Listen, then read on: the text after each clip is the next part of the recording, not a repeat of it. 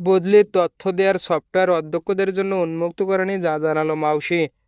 বেসরকারি শিক্ষক নিবন্ধন ও প্রত্যয়ন কর্তৃপক্ষের এনটিআরসি-এর সুপারিশে নিয়োগ পাওয়া শিক্ষকদের বদলির জন্য তথ্য ইনপুটের সফটওয়্যার এখনও মাঠ পর্যায়ে পাঠাতে পারেনি মাধ্যমিক ও উচ্চশিক্ষা অধিদপ্তর মাউসি। আগামী সপ্তাহের মধ্যে তথ্য ইনপুটের সফটওয়্যার প্রতিষ্ঠান প্রধানদের জন্য উন্মুক্ত করা হতে পারে। সোমবার 7 জুলাই নিজ দপ্তরে দ্য ডেইলি ক্যাম্পাসের সাথে আলাপকালে এইসব কথা জানান মাধ্যমিক ও উচ্চশিক্ষা অধিদপ্তর মাউসি উপপরিচালক মোহাম্মদ ইউনুস ফারুকী। মাউসির এ কর্মকর্তা জানান, তথ্য ইনপুটের সফটওয়্যার হালনাগাদের কাজ চলছে। কাজ করতে গিয়ে নানা সমস্যা দেখা দিচ্ছে, সেগুলো সমাধান করা হচ্ছে। সফটওয়্যার পুরোপুরি তৈরি না হওয়া পর্যন্ত এটি উন্মুক্ত করা সমীচীন হবে না। সেজন্য আমরা আরও কিছুদিন সময় নিতে চাই, তবে যত দ্রুত সম্ভব এটি প্রতিষ্ঠান প্রধানদের কাছে পাঠানো হবে। তো বন্ধুরা, এখনও যারা আমাদের চ্যানেলটি সাবস্ক্রাইব করেনি, এখনই চ্যানেলটি সাবস্ক্রাইব করে বেল বাটনটি অন করে দিন।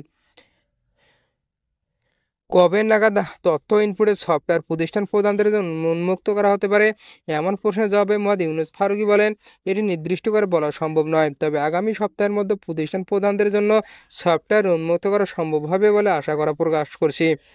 জানা গেছে, এনটিআরসি-এর সুপারিশপ্রাপ্ত শিক্ষকদের তথ্য সংগ্রহ করতে যে সফটওয়্যার তৈরি করা হয়েছে সেটির ডেমো গত রোববার শিক্ষা মন্ত্রণালয় এবং মাউসির ঊর্ধ্বতনদের সামনে প্রদর্শন করা হয়েছে। এই সফটওয়্যারের মাধ্যমে প্রতিষ্ঠান প্রধানরা তার স্কুল কলেজে কর্মরত শিক্ষকদের তথ্য ইনপুট দেবেন। আগামী 7 জুলাই শিক্ষা প্রতিষ্ঠানগুলোকে সফটওয়্যার প্রবেশের এক্সপ্রেস দেওয়ার পরিকল্পনা করা হয়েছে। মাউসির একটি সূত্র দ্য ডেইলি ক্যাম্পাসকে জানান, তৈরিকৃত সফটওয়্যারে শিক্ষা প্রতিষ্ঠানদের পদ ও শূন্য পদের তথ্য দেখা যাবে। শিক্ষা প্রতিষ্ঠানের তথ্য এবং প্রদত্ত তথ্য যাচাই করার সুযোগ থাকে সফটওয়্যারে।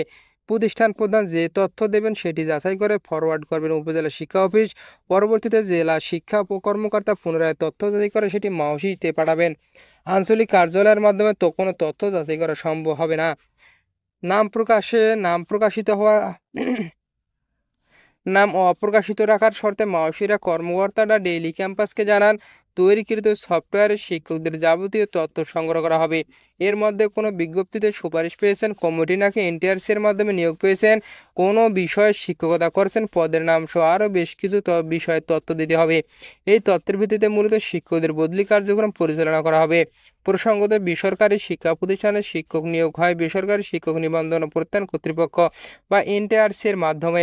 শিক্ষকরা আগে গণবিজ্ঞপ্তিতে আবেদনের মাধ্যমে শিক্ষা প্রতিষ্ঠান পরিবর্তনের সুযোগ পেতেন। তো বন্ধুরা, এখনও যারা আমাদের চ্যানেলটি সাবস্ক্রাইব করেনি, এখনই চ্যানেলটি সাবস্ক্রাইব করে বেল বাটনটি অন করে দিন।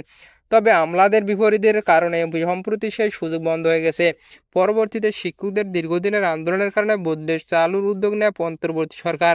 ইতিমধ্যে এই সংক্রান্ত নীতিমালা জারি করা হয়েছে। চলতি বছর থেকে এনটিআরসি-এর সুপারিশে নিয়োগ পাওয়া শিক্ষকরা বদলির সুযোগ পেতে যাচ্ছেন।